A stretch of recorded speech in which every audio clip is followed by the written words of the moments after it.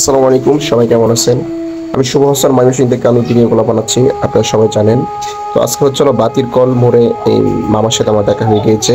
তো তার চুলগুলো অনেক লম্বা লম্বা ছিল, দাড়িতে একদম জট ধরে ফেলছে।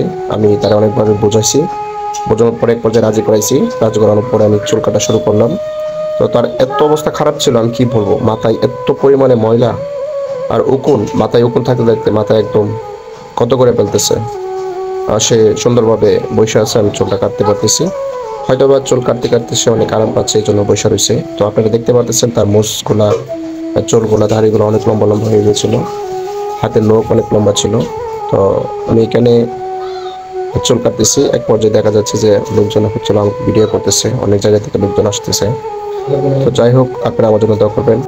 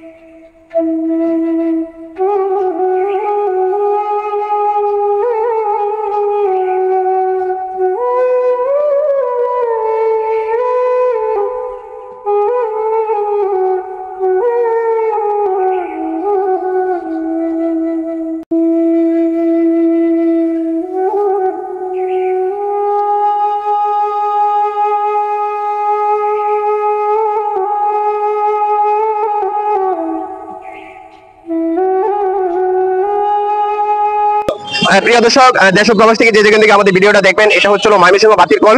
আমি এই দিক দিয়ে যাচ্ছিলাম আরেক সন্ধানে। আপনারা জানেন আমি শুভ হাসান ময়মনসিংহ থেকে আমি এগুলো কাজ করে থাকি। তো এই মামার সাথে আমার হঠাৎ করে দেখা হয়ে গেছে। তার মাথায় হচ্ছিল অনেক লম্বা লম্বা চুল ছিল, দাড়িতে একদম জট হয়ে গিয়েছিল। তো মাথায় এত পরিমাণে উকুন ছিল, আমি কি বলবো, আসলে আমার মেশিন একদম জ্যাম হয়ে গেছে উকুনের কারণে।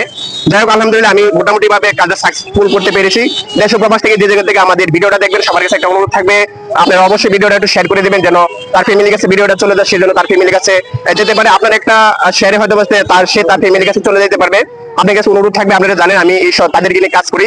আপনাদের বাসার আশেপাশে যদি অপরিষ্কার পাগল থাকে, অবশ্যই আমাকে আপনারা লোকেশন দেবেন, ইনশাআল্লাহ আমি আমার টিম নিয়ে চলে আসবো।